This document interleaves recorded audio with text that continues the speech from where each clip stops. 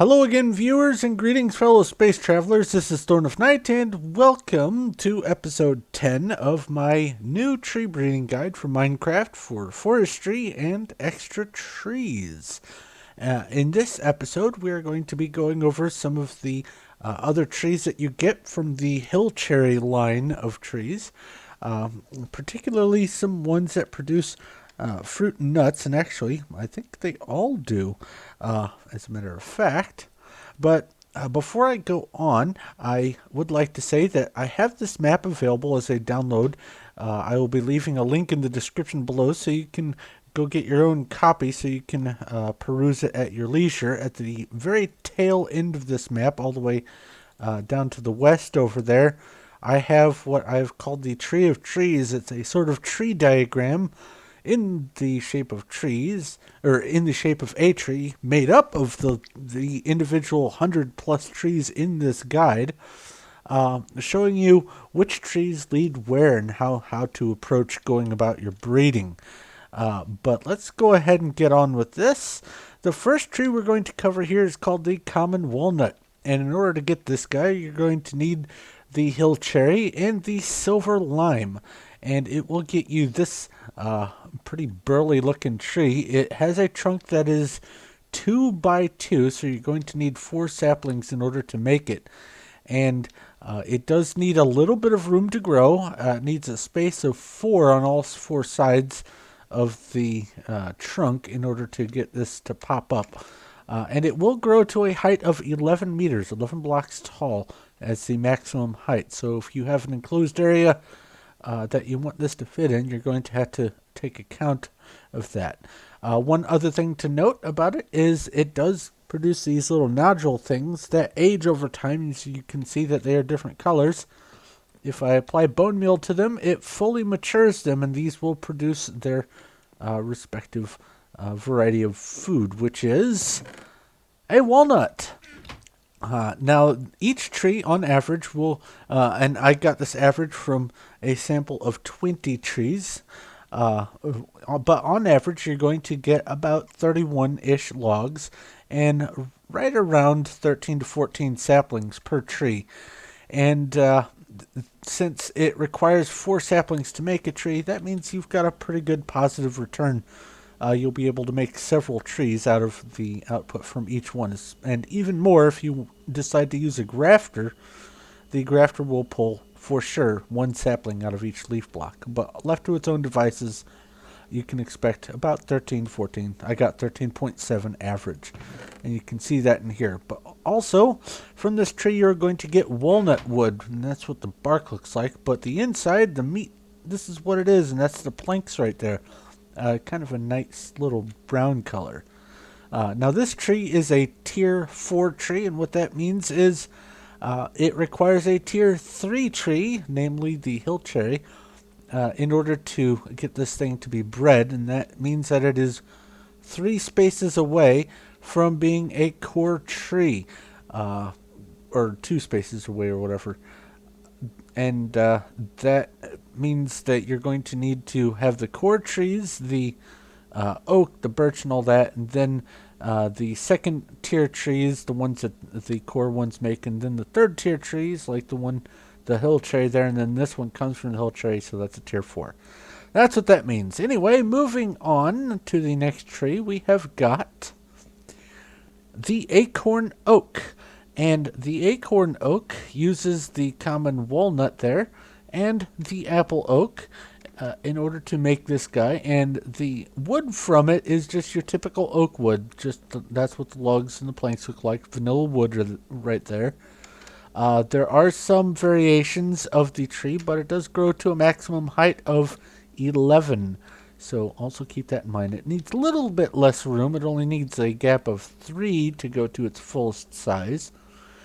And on average, you're going to get about 33, 34-ish logs and a little more than 17 saplings per tree. And once again, you can bone meal these because it produces acorns. And as you can see, there's the oak wood and oak wood planks. And this one is a tier 5 tree because it requires a tier 4 to make. This red stripe, I suppose I should mention, uh, signifies that this species is not used in the creation of any new species. It's the end of its line, but you can use it for making hybrids. But that's the Acorn Oak. And there's an example of a grove of them, how closely they grow next to each other. Was that a sheep? That's a sheep. Hello. Hello. Anyway, let's move on to the next one. We have the Butternut. It requires a common walnut once again. And this is the hill cherry that it's bred with. And you will get these guys, and they're actually pretty beefy. They, once again, just like the walnut over there, require a gap of 4 for their maximum size. There is some variance in the shapes and sizes of the trees, but they will grow to a maximum height of 10 meters even. And you can see how closely they grow there. On average, you're going to expect to get about 31.4 logs and just about 15 saplings per tree. And also, once again, food.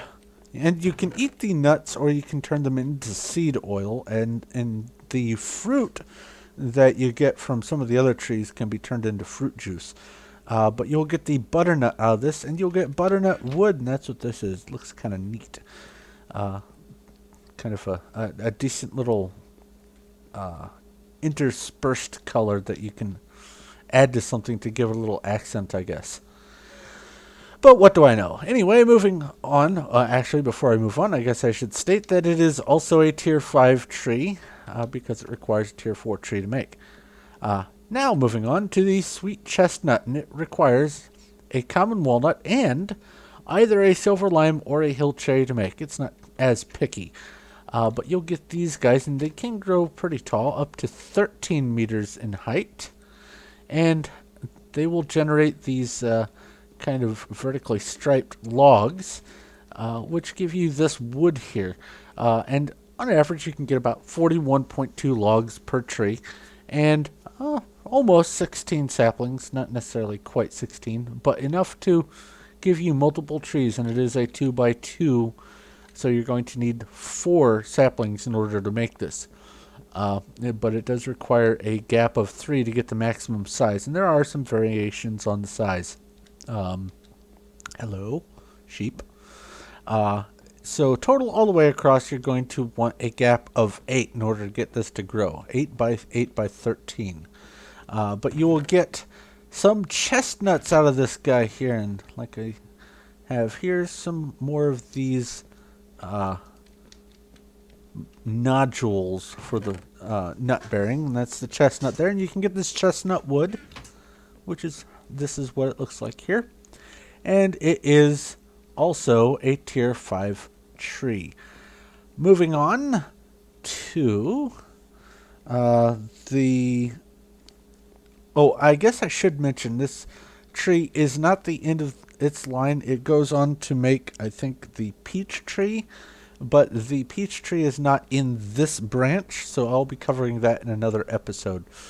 But moving on to the orchard apple, it requires hill cherry and the apple oak, and I love this color of wood. It's really, really neat, like a deep, deep burgundy, but not bold, just deep and sort of almost adding a little gray to it, but we're not here for the wood necessarily.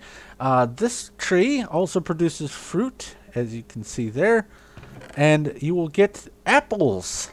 Nice red, juicy, delicious apples, and you'll get apple wood.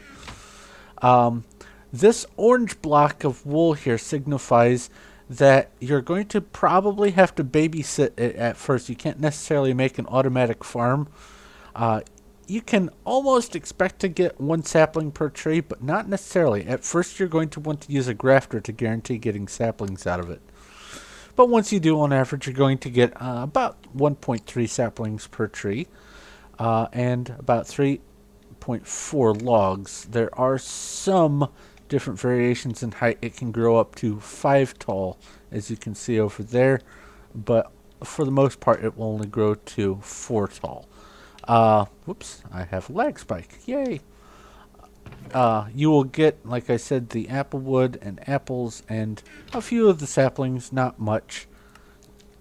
But that's what it looks like there. And if you want to make a grove, you will be able to walk in amongst it because it doesn't grow any lower than that level. It grows, the leaf blocks start at level 3 above. But this is a tier 4 tree. And let's move on to the next one. I love the logs for this. This is really neat. It's called the Cultivated Pair. It requires the orchard apple and the silver birch. And there's a butterfly. Hello, shoo, go away. Go away. It is the end of its line. No new species made from it, but you can get some fruit out of this thing. Namely, pears. And it will also give you this pear wood, and that's what it looks like there. But the bark on it looks really neat, in my opinion. I think it is a universal template for this species of tree. I don't think there is any variance on the leaf distribution or the height, as far as I was able to tell in all of my experiments. So, on average, you're going to expect to get 3 logs. But that red wool there means negative return on the saplings. You're going to get 0.7 saplings per tree. This is not a candidate for an automatic farm. You're going to have to use a grafter if you want to make sure to get saplings out of it. I got 14 saplings out of 20 trees. Not enough to make it automatic.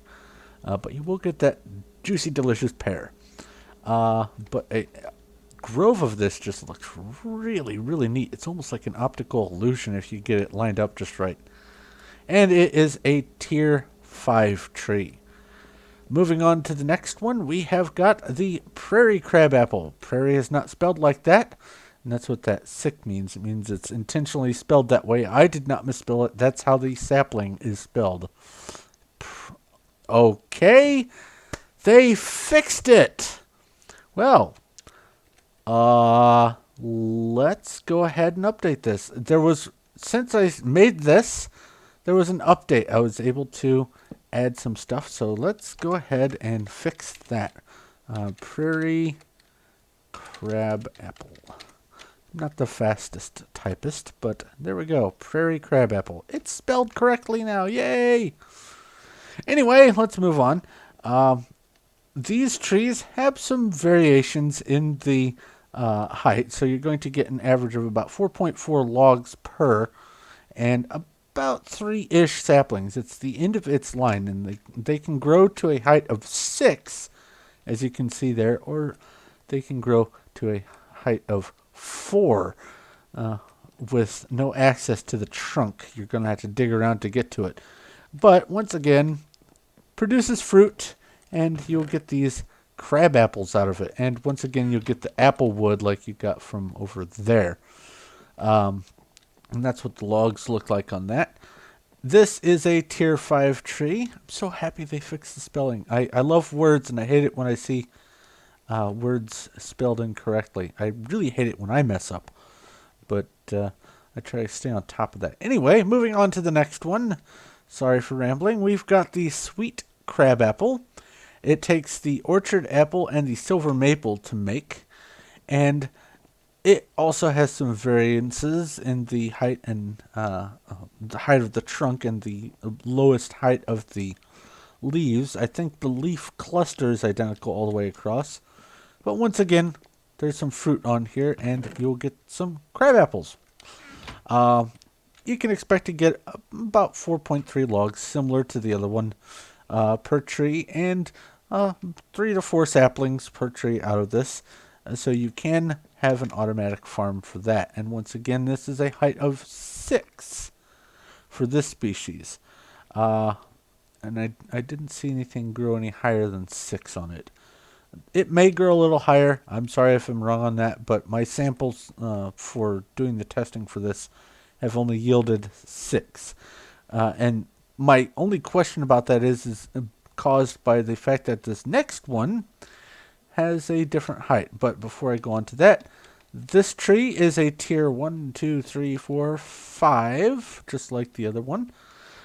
And that's the way they look all clustered together. Anyway, moving on to the final tree in this part of the tutorial, we have the flowering crabapple. And this guy will give you about 4.7 logs and about 3 saplings per tree. It's the end of its line.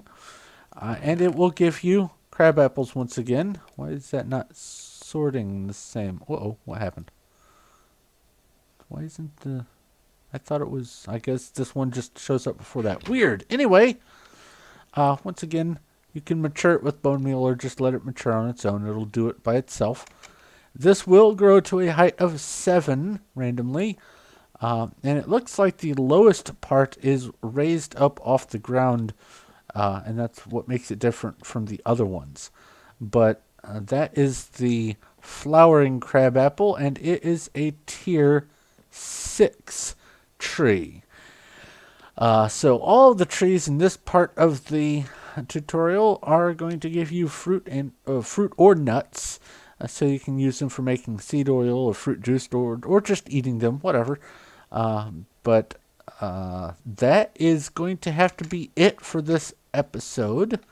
So thank you very much for watching. If you have any questions, comments, or suggestions, please feel free to leave them in the comment section below. I'll do my best to get back to you as soon as I know that there's been a comment, which is proving to be harder and harder to do as Google decides to play games with YouTube. So I apologize if you ask me something directly and I don't get back to you soon. I may not have seen your comment yet or your question yet. But anyway, I hope this was a useful episode, and I hope this guide is being useful to you. If you like this episode and you like what I'm doing here, please feel free to give a like. I do appreciate that. And if you haven't already, go ahead and subscribe so you know when my future content comes out. But I'm going to go ahead and wrap up here before I mess anything else up. So thank you once again for watching. This is Thorn of Night, and I will talk to you later.